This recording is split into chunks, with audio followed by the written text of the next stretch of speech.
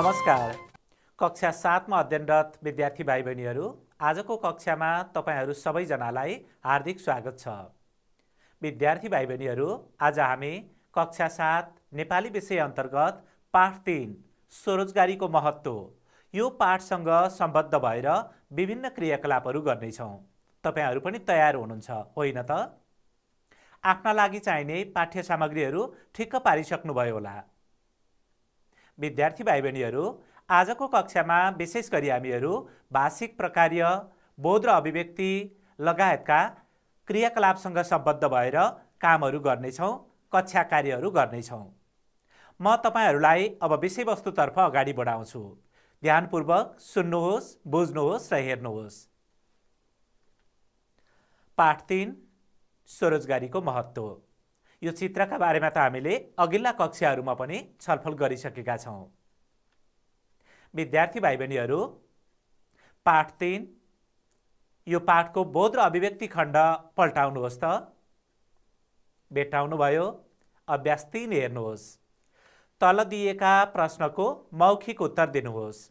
तपाईहरूले विषयवस्तु बुझिसक्नु भएको छ, पाठ पढिसक्नु भएको छ। अब पाठका आधारमा मौखिक उत्तर दिनुपर्ने हुन्छ। क. यस संवादमा दलबहादुर कति पटक बोलेका छन्? गनिसक्नु पनि भयो होला सायद। दोस्रो प्रश्न छ, दलबहादुर कुन पेशामा लागेका छन्? ग. दोर्जे किन विदेश जान आँटेका हुन्? घ. दलबहादुरले दोर्जेलाई के सल्लाह दिए? ङ. सफल उद्यमी व्यवसायी बन्न के गर्नुपर्छ? प्रश्न सजिला छन्। यस संवादमा दलबहादुर कति पटक बोलेका छन्? तपाईहरूले दलबहादुरले बोलेको संवादलाई गन्नु पर्यो, गनेर उत्तर भन्नु पर्यो। तपाईहरूले पाठ पढ्दा पनि अभ्यास हेर्दै गर्ने काम गरिसक्नु भयो होला। यसरी दलबहादुर यो पाठको सुरुको भाग हो। यसै गरी दलबहादुर कति पटक बोलेका रहेछन् तपाईले गनोट गरेर गनेर भन्नुपर्ने हुन्छ। यस संवादमा दलबहादुर 17 पटक बोलेका छन्। गनेर पनि हेर्नुहोस्। दलबहादुर कुन पेशामा लागेका छन्? यो अर्को प्रश्न हो। हेर्नुहोस् त, यो पनि पाठको सुरु भागमा पृष्ठभूमिका रूपमा दिएको छ। यहाँबाट तपाईहरूले उत्तरको विषयवस्तु ठम्ब्याउन सकिहाल्नुहुन्छ। दलबहादुर कृषि पेशामा लागेका छन् अथवा तरकारी खेतीमा लागेका छन्। खास गरेर तरकारी खेती कृषि पेशासँग सम्बद्ध भएकोले कृषि पेशामा लागेका छन् भन्नु उपयुक्त हुन्छ। अर्को प्रश्न छ, दोर्जे किन विदेश जान आँटेका हुन्? यो त तपाईहरूले यत्तिकै पनि भन्न सकिहाल्नुहुन्छ। दोर्जे कामको खोजीमा विदेश जान आँटेका थिए। हो, दोर्जे कामको खोजीमा विदेश जान आँटेका हुन्। घ. दलबहादुरले दोर्जेलाई के सल्लाह दिए? ध्यानपूर्वक पाठ पढेपछि विषयवस्तु नबुझिने कुरै छैन। तपाईहरूले बुझिहाल्नुहुन्छ। हेर्नुहोस् त, दलबहादुरले दोर्जेलाई के सल्लाह दिएका थिए? हो, उत्तर खोज्ने तरिकाका रूपमा मैले यहाँ पाठबाट केही अंशहरू ल्याएको छु। हेर्नुहोस् त, दोर्जेले मलाई उपयुक्त सल्लाह दिनु पर्यो भनेका छन्। अनि दलबहादुरले दोर्जेलाई स्वदेशमै काम गर्ने सल्लाह दिए। हो, तीनै कुराहरूलाई मिलाएर उत्तर बनाउनु पर्ने हुन्छ। दलबहादुरले दोर्जेलाई स्वरोजगारीमा लागेर आत्मनिर्भर बन्ने सल्लाह दिए। सफल उद्यमी व्यवसायी बन्न के गर्नुपर्छ? हेर्नुहोस् त, मूल उत्तर यो खण्डमा छ। सफल उद्यमी व्यवसायी बन्न के गर्नुपर्दो रहेछ? हेर्नुहोस् त, यहाँ दृढ इच्छा शक्ति र इमान्दारीका साथ लाग्नुपर्छ भनिएको छ। हुबहु सार्न मिलेन। के गर्नुपर्छ? प्रश्नको संरचना अनुसार उत्तर भन्नुपर्ने हुन्छ। त्यसैले हेर्नुहोस् त भाइ बहिनीहरू, सफल उद्यमी व्यवसायी बन्न दृढ इच्छा शक्ति राखेर इमान्दारी साथ काम गर्नुपर्छ। यहाँ लाग्नुपर्छ छ, हामीले काम गर्नुपर्छ बनायौँ। किन? कुरा एउटै हो, प्रश्नको संरचना अनुसार उत्तर बनाएका हौँ। यो कुरा पनि तपाईहरूले अघिल्ला पाठहरूमा, अघिल्ला कक्षाहरूमा पनि यस्ता प्रश्नका उत्तर दिने तरिकाका बारेमा प्रशस्त छलफल गरिएको छ। कक्षा 7 मा अध्ययनरत प्यारा प्यारा विद्यार्थी भाइ बहिनीहरू, अब म तपाईहरूलाई अर्को क्रियाकलापतर्फ अगाडि बढाउँछु। बोध र अभिव्यक्ति खण्डको अभ्यास 10 हेर्नुहोस् त। दोर्जेका ठाउँमा तपाईँ हुनुभएको भए विदेश जानुहुन्थ्यो कि स्वदेशमै स्वरोजगार बनेर बस्नुहुन्थ्यो? आफ्ना विचार लेखी कक्षामा सुनाउनुहोस्। तपाईहरूले आफ्ना विचार अथवा तर्क लेख्नु पर्यो अनि उक्त तर्कलाई अथवा आफ्नो विचारलाई कक्षामा साथीहरूका माझ सुनाउनु पर्यो। विषयवस्तु हेर्नुहोस्। तपाईहरूले तार्किक उत्तर अथवा आफ्ना विचार लेख्दा पाठको विषयवस्तुलाई राम्रोसँग ठम्ब्याउनु पर्छ। समग्र विषयवस्तु बुझिसकेपछि आफ्ना विचारहरूलाई पनि उपयोग गर्दै बुदाटिपोट गर्नुपर्छ। सुरुमा खेसरा लेखन गरेर तपाईहरूले अनुच्छेद लेख्नुभयो भने अथवा मूल उत्तर लेख्नुभयो भने सहज हुनेछ। सामान्यतया तपाईहरूले एउटै अनुच्छेदमा आफ्ना विचार लेख्नु उपयुक्त हुन्छ। ती विचारको अथवा तर्कको सुरुको भागमा सन्दर्भ उल्लेख हुन्छ, बिचको भागमा मूल उत्तर लेखिन्छ अथवा आफ्ना मूल विचारहरू विषयवस्तुलाई समेत जोडेर मूल उत्तर लेख्नुपर्ने हुन्छ र अन्त्य भाग त निष्कर्ष भइहाल्यो। तपाईले यस प्रश्नका आधारमा बुदाटिपोट गर्ने तरिकाहरू बुझ्नु आवश्यक हुन्छ। त्यसका लागि मैले केही बुदाहरू नमुनाको रूपमा ल्याएको छु, सुन्नुहोस् है त। दोर्जे कामको खोजीमा विदेश जाने तयारीमा रहेको। आफ्नो बारीमा लगाइएका तरकारी गोडमेल र मलजल गरिरहेको दलबहादुरसँग दोर्जेको भेट हुनु। यो पृष्ठभूमि अथवा सन्दर्भ नै हो। दोर्जे र दलबहादुर बीच स्वरोजगारीका विषयमा कुराकानी हुनु। दोर्जेले दलबहादुरबाट वैदेशिक रोजगारीका समस्याका सन्दर्भमा जानकारी लिनु। स्वरोजगारीको विषयमा कुनै पनि जानकारी नभएको दोर्जेले दलबहादुरबाट धेरै जानकारी लिन पाउनु। दोर्जेले कृषि, पर्यटन, उद्योग, व्यवसाय लगायत स्वरोजगारीका विभिन्न क्षेत्रका बारेमा थाहा पाउनु, जानकारी लिनु। अब मुख्य उत्तरतिर लाग्नुहोस् अथवा तपाईको उत्तरको अनुच्छेदको मुख्य भागमा यी बुदाहरू पढ्नु उपयुक्त हुन्छ। यद्यपि यी नमुना बुदाहरू हुन्। दोर्जेका ठाउँमा म भएको भए वैदेशिक रोजगारीमा जाने विचार नगर्ने। लेखपढ गरेको साक्षर व्यक्तिको हैसियतले आफ्नो समस्या समाधानका लागि आफै प्रयास गर्ने। कामका लागि, रोजगारीका लागि विदेश जानु राम्रो होइन। हामीले आफ्नै देशमा पसिना पोख्नुपर्छ भन्ने सन्दर्भलाई यहाँनिर जोड्नुपर्छ, संयोजन गर्नुपर्छ। रेडियो, टेलिभिजन तथा पत्र पत्रिकाका माध्यमबाट स्वरोजगार सम्बन्धी जानकारी लिने। आफ्नो रुचि अनुसारको क्षेत्र रोजी तालिम लिने। बैंक वा सहकारीबाट आवश्यक ऋण लिई व्यवसाय सञ्चालन गर्ने। आफ्नो रुचि र क्षमता अनुसारको काम इमानदारीका साथ गर्ने। कुनै पनि व्यक्ति रातारात धनी र सफल बन्न नसक्ने कुरालाई मनन गर्ने। रातारात कायापलट हुन्छ भन्ने कुरा सम्भावना छैन। हामी आफ्नै मेहनत र पौरखले मात्रै आफूलाई परिवर्तनमा लैजान सक्छौँ, आफू परिवर्तित हुन सक्छौँ। आफू मात्रै होइन, आफ्नो परिवार र आफ्नो समुदायलाई पनि बदल्न सक्छौँ। त्यो कुरालाई पनि हामीले मनन गर्नु आवश्यक हुन्छ। प्रयास गर्नेहरू कहिल्यै हार्दैनन् भन्ने भनाइको मर्मलाई आत्मसात गर्ने। अब अन्त्य भागका सम्भावित बुदाहरू पनि हेर्नुहोस्। भुइँको टिप्न खोज्दा पोल्टाको खस्न सक्छ। यो उखान हो। यो उखानलाई पनि हामीले बुझ्नुपर्छ। यसरी उखान टुक्कालाई जोड्दै आफ्ना उत्तरहरू लेख्यौँ भने उत्तरहरू छरिता हुन्छन्, राम्रा हुन्छन्, आकर्षक र मौलिक पनि बन्छन्। हो, भुइँको टिप्न खोज्दा पोल्टाको खस्न सक्छ। उखान त्यसै नबनेको। आफ्नै घरमा पाकेको खाना खाएर स्वदेशी माटामै पसिना पोख्ने रहर। अत यो निष्कर्ष वाक्य हो भाइ बहिनीहरू।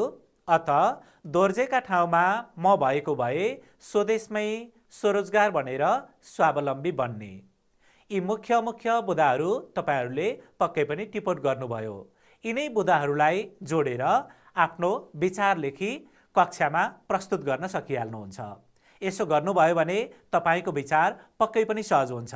भाइ बहिनीहरू, यो त नमुना बुदा मात्रै हो। यसमा आधारित रहेर तपाईहरूले आफ्ना विचारलाई पनि थप्न पाइहाल्नुहुन्छ। विद्यार्थी भाइ बहिनीहरू, बोध र अभिव्यक्ति खण्डको अभ्यास 10 को क्रियाकलापमा हामीले भर्खरै छलफल गर्यौं। अब यसपछि म तपाईहरूलाई अर्को क्रियाकलापतर्फ अगाडि बढाउँछु। अभ्यास 11 निर्देशन छ, शिक्षकबाट तलको अनुच्छेद सुन्नुहोस् र लेख्नुहोस्। भाइ बहिनीहरू, तपाईहरूले कापी कलम लिइसक्नु भएको छ। म पढ्दै जान्छु, तपाईहरू लेख्दै जानुहोस्। यो श्रुति लेख्न अभ्यास हो, अर्थात् सुनेर लेख्ने अभ्यास हो। तपाईहरूले यता नहेरिकन लेख्नु राम्रो हुनेछ। हुन्छ साथी, तिमीले आफ्नो निर्णय परिवर्तन गरेर आफ्नै देशमा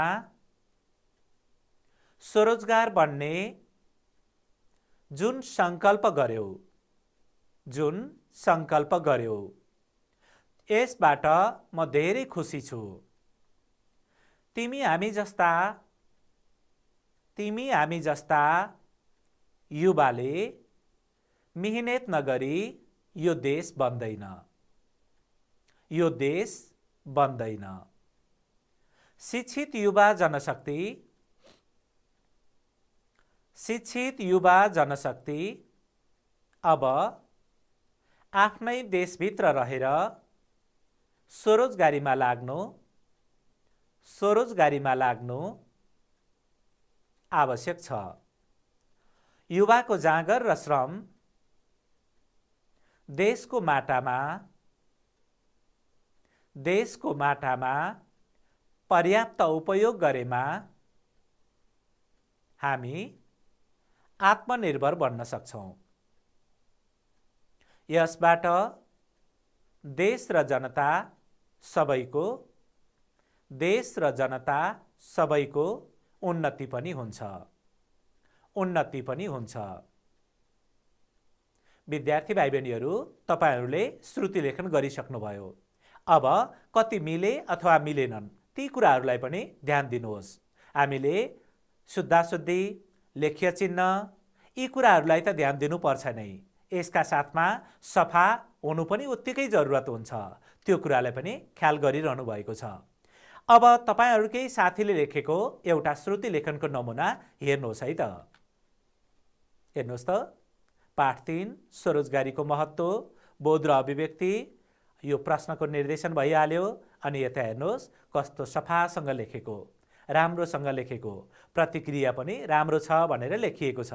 हेर्नुहोस् त, यसै गरी सफा र शुद्धसँग केरमेट नगरिकन लेख्नु आवश्यक हुन्छ। विद्यार्थी भाइ बहिनीहरू, अब म तपाईहरूलाई अर्को क्रियाकलापतर्फ अगाडि बढाउँछु। हेर्नुहोस् है त। निर्देशन पढ्नुहोस् त। नेपालमा स्वरोजगारीका सम्भावनाका बारेमा समूहमा छलफल गरी कक्षामा प्रस्तुत गर्नुहोस्। यो बोध र अभिव्यक्ति खण्डको अभ्यास 12 मा रहेको निर्देशन हो। तपाईहरूलाई यो विषयवस्तु बुझ्न सहज होस् र यसका आधारमा साथीमा छलफल गरी तपाईहरूले कक्षामा सुनाउन सक्नुहोस् भनेर मैले एउटा छलफलको नमुना ल्याएको छु। विद्यार्थी भाइ बहिनीहरू, छलफलको यो नमुना सुन्नुहोस् अनि तपाईहरू पनि साथी समूहमा यसै गरी छलफल गरेर कक्षामा प्रस्तुत गर्नुहोस्। छलफल सुन्नुहोस् है त। नेपालमा स्वरोजगारीको सम्भावना बारे काका र भतिजबीच भएको कुराकानीको केही अंश। नमस्कार काका, खुब गहिरिएर पत्रिका पढ्दै हुनुहुन्छ नि? नमस्कार बाबु। हो नि, यो पत्रिकामा नेपालमा स्वरोजगारीको सम्भावनाका विषयमा एउटा लेख लेखिएको रहेछ। मलाई त यो लेख निकै उपयोगी लाग्यो बाबु। उसो भए नेपालमा स्वरोजगारीका सम्भावना कस्तो रहेछ त काका? मलाई पनि बताइदिनुस् न। ल सुन बाबु, पहिलो कुरा त नेपाल कृषि प्रधान मुलुक भएकाले कृषिसँग सम्बन्धित काम गर्न सकिन्छ। आधुनिक तरिकाले खेतीपाती गर्ने, फलफुल फलाउने तथा पशुपन्छी पालन गरेर मनग्गे आम्दानी गर्न सकिन्छ। त्यति मात्र हो र काका, कृषि क्षेत्रका उत्पादनलाई बजारसम्म पुर्याउने, बेचबिखन गर्ने जस्ता काम पनि त गर्न सकिन्छ नि। हो त बाबु, तिमीले राम्रो तर्क राख्यौ। अनि अर्कातिर हिजो आज शहरी क्षेत्रका मानिसहरू ग्रामीण क्षेत्रमा घुमफिरका लागि जाने चलन बढ्दो छ। त्यसैले आन्तरिक तथा बाह्य पर्यटकका लागि होमस्टे पनि स्वरोजगारको महत्त्वपूर्ण क्षेत्र बन्न सक्छ। आहा, काकाले कस्तो नौलो क्षेत्रको पहिचान गर्नुभयो। अनि नि काका, तयारी अचार, गुन्द्रुक र सिस्नोहरूको माग पनि बजारमा राम्रै देखिन्छ नि। हो त बाबु, त्यस्ता कामका लागि केवल जाँगर भए पुग्छ। न धेरै श्रम चाहिन्छ न त लगानी नै। यसका अतिरिक्त खेलौना, श्रृङ्गारका सामान, हस्तकला, मूर्तिकलाका सामान उत्पादन पनि स्वरोजगारीको राम्रो सम्भावना भएको क्षेत्र हो।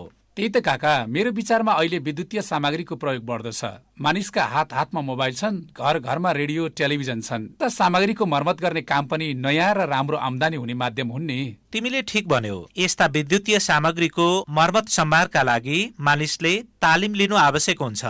अनि प्लम्बिङ, हाउस वायरिङ आदि क्षेत्रमा लागेर पनि मानिस आत्मनिर्भर बन्न त सकिहाल्छन्। भोजपुरको करुवा, पालपाली ढाका जस्ता सामान नेपाली बजारमा चर्चित छन्। त्यसैले भाँडाकुँडा बनाउने, ढाका, पस्मिना जस्ता कपडा उत्पादनको पनि आफ्नै पहिचान छ। अवश्य पनि। परम्परादेखि चलिआएका क्षेत्रदेखि नयाँ नयाँ क्षेत्रमा लागेर स्वरोजगार बन्न सकिन्छ। काकाले कस्तो महत्त्वपूर्ण कुरा गर्नुभयो। हामीले आफ्नो इच्छा, सिप र पुँजी हेरी परम्परागत र आधुनिक दुवै क्षेत्रमा काम गर्न सक्दा रहेछौँ। कृषि, पशुपन्छी पालन, डोकाडाला उत्पादन तथा कलासँग सम्बन्धित क्षेत्रका उत्पादनको बजारमा माग बढिरहेकै छ। यस्ता मागहरू दिनानुदिन बढिरहेका हुन्छन्, घट्ने त कुरै छैन। पर्यटन, विद्युतीय सामग्री मर्मत, मोटर गाडीको मर्मत आदि स्वरोजगारका आधुनिक क्षेत्र हुन्। यी क्षेत्रबाट पनि मानिसले नाम र दाम कमाएका छन्। त्यही त, नेपालमा स्वरोजगारीको क्षेत्र व्यापक छ।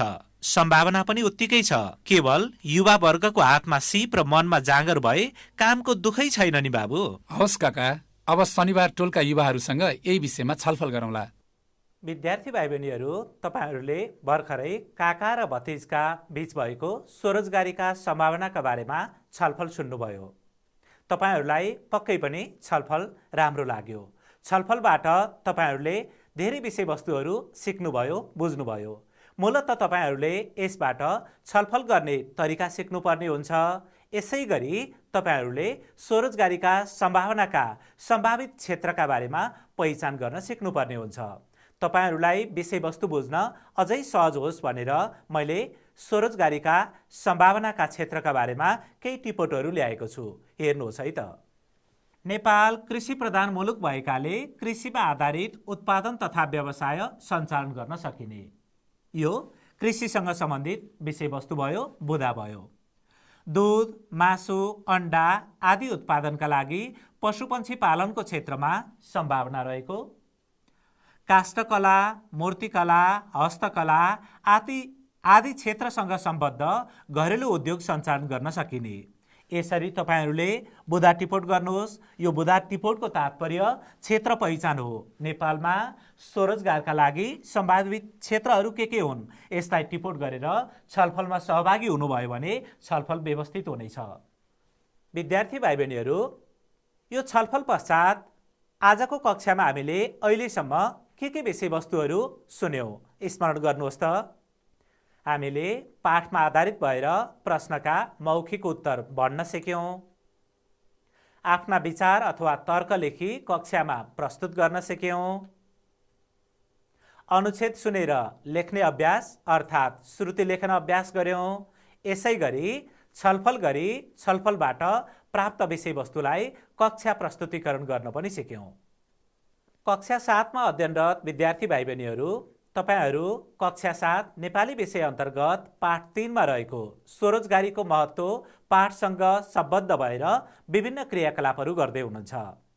पाठको बोध र अभिव्यक्ति खण्डको अभ्यास 5 मा आधारित भएर अब हामी प्रश्नको संक्षिप्त उत्तर लेख्ने तरिकाका सन्दर्भमा, विषयवस्तुका सन्दर्भमा छलफल गर्नेछौँ। सर्वप्रथम प्रश्नहरू हेर्नुहोस् त। क, स्वरोजगारीका क्षेत्र के छन्?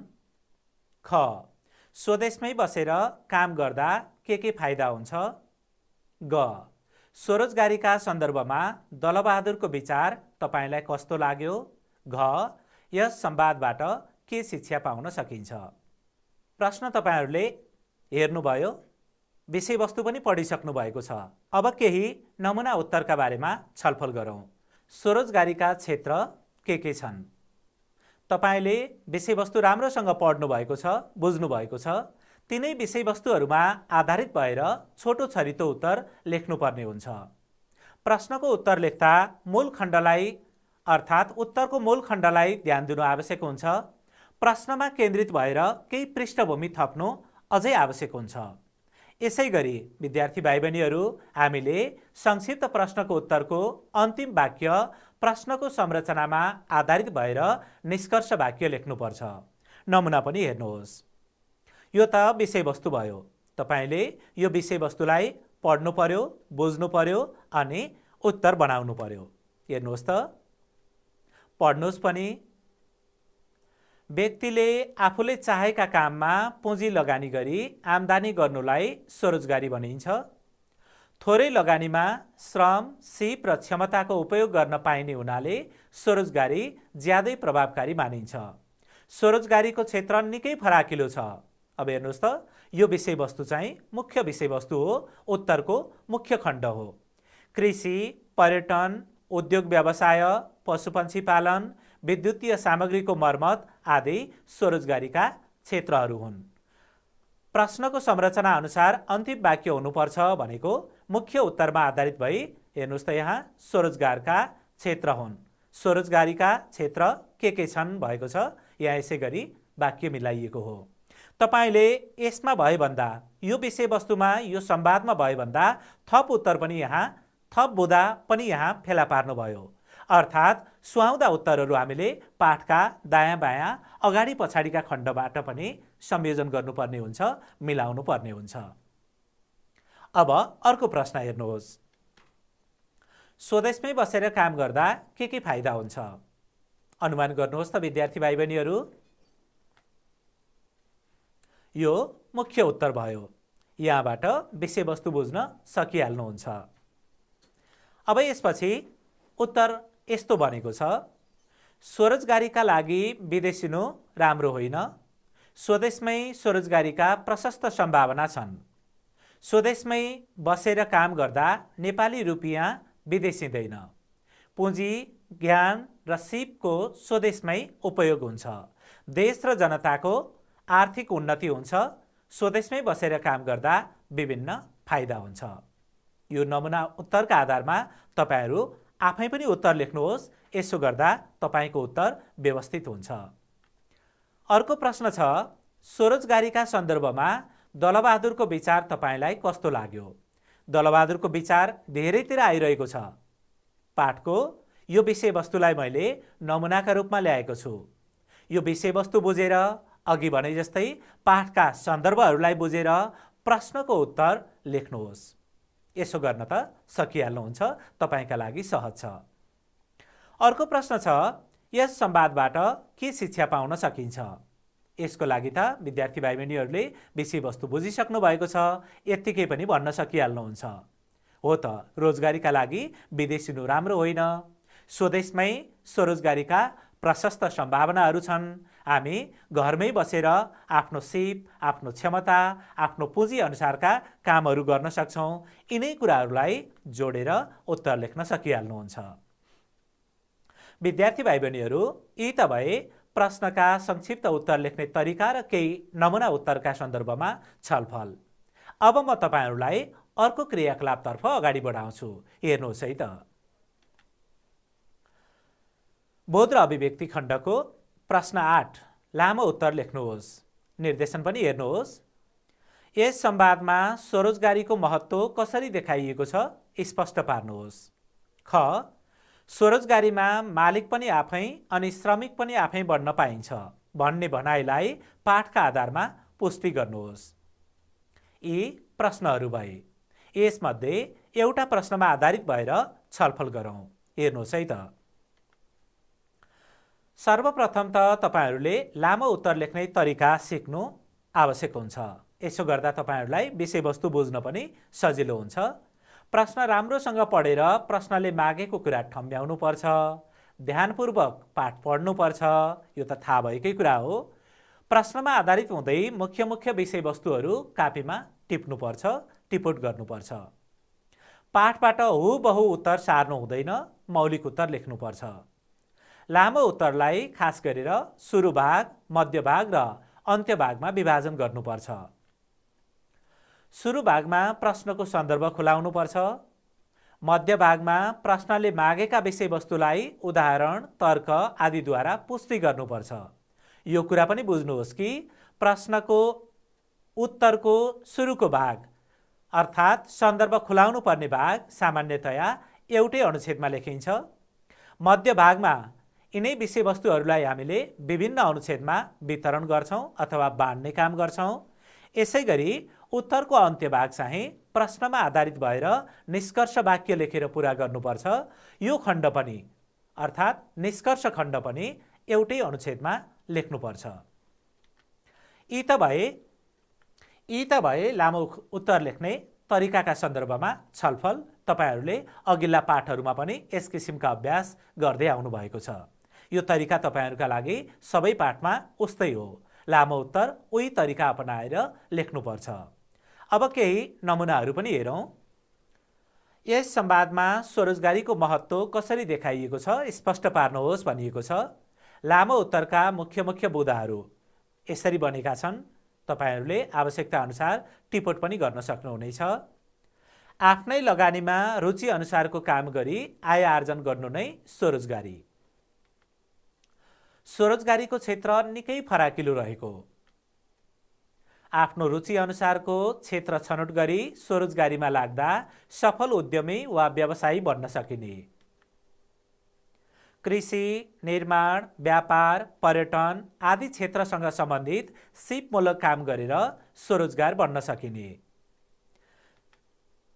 आफ्नै देशको माटोमा पसिना पोख्दा आफूलाई फाइदा हुने र देशको उन्नति हुने। विद्यार्थी भाइ बहिनीहरू, तपाईहरू पाठ पढ्दै विषयवस्तु बुझ्दै अनि यही तरिका अपनाएर लामो उत्तरका लागि बुँदा तयार पार्नुहोस्। त्यसपछि तपाईहरूले लामो उत्तरको संरचनामा आधारित भएर उत्तर लेखनको अभ्यास पनि गर्नुहोस्। यो तपाईहरूका लागि गृह कार्य भयो। अब अर्को क्रियाकलापतर्फ अगाडि बढौँ। बोध र अभिव्यक्ति खण्डको अभ्यास 4 मा भाव विस्तारको अभ्यास दिएको छ। हामीले भाव विस्तार गर्नुपर्ने हुन्छ। प्रश्न क, प्रश्न ख हेर्नुहोस् त। खाडी देशको उखरमाउलो गर्मीमा पसिना बगाउनु भन्दा त आफ्नै देशको माटामा पसिना बगाउनु राम्रो हो। अर्को प्रश्न छ, म आफ्नो पुँजी, ज्ञान र सिप आफ्नै देशको माटामा खन्याउँछु।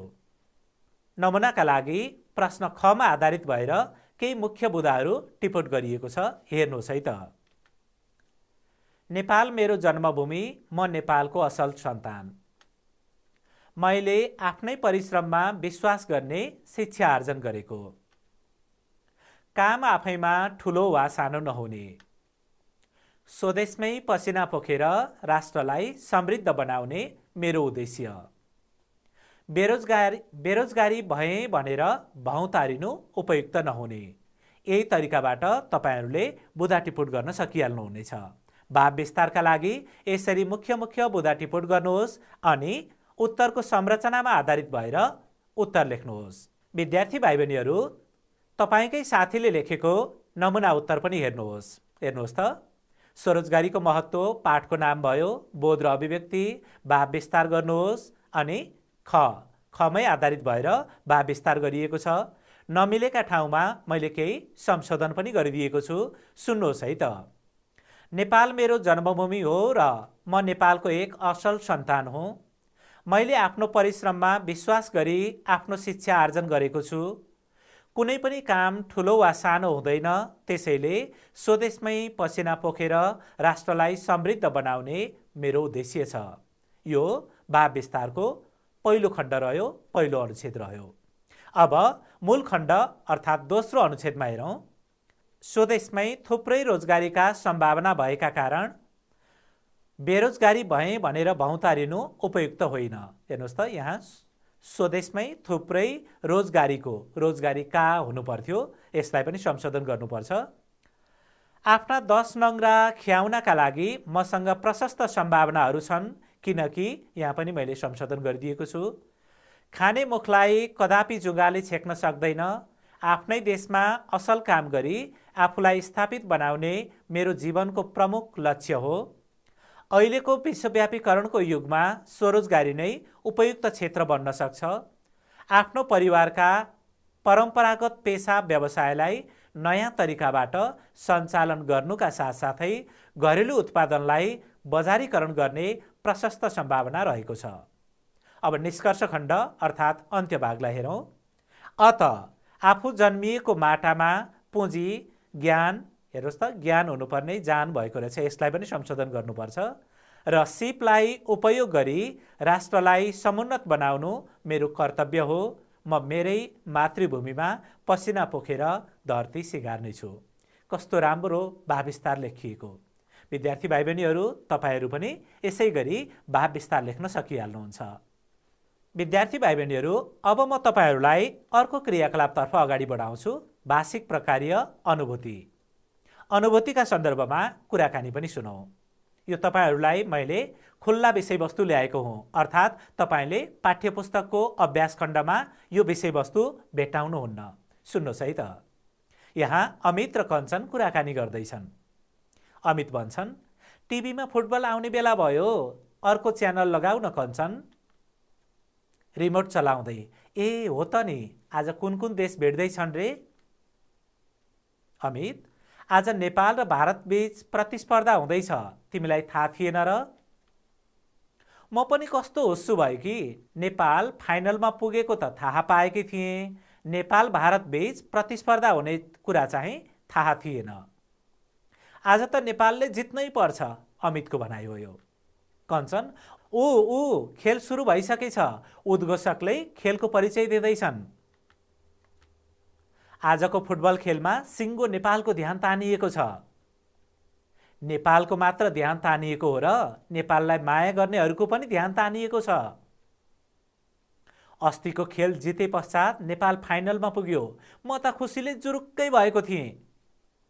कञ्चन, मलाई पनि औधी खुसी लागेको थियो, अझै भन्नुपर्दा आफैले खेल जिते जस्तो हर्षित भएकी थिएँ। नेपालले खेलकुदमा नयाँ परिचय बनाउनु गौरवको कुरा हो त नि अमित। अहिले सारा नेपालीलाई गौरवको अनुभूति भइरहेको छ। राष्ट्र र राष्ट्रियताप्रति गौरवबोध हुनु सुखद कुरा हो। विद्यार्थी भाइ बहिनीहरू, यो त भयो अनुभूतिका सन्दर्भमा दुई साथीबीच भएको कुराकानी। भाषिक प्रकार्यमा भाषालाई व्यावहारिक रूपमा प्रयोग गर्ने कुरा नहुन्छ। तपाईहरू लेख्न सक्नुहुन्छ, तपाईहरू बोल्न सक्नुहुन्छ, छलफल गर्न सक्नुहुन्छ, त्यही भाषिक प्रकार्य हो। तपाईको पाठ्यपुस्तकको अभ्यास पाठ 3 को अभ्यास 14 मा अनुभूति सम्बन्धी अनुच्छेद दिएको छ।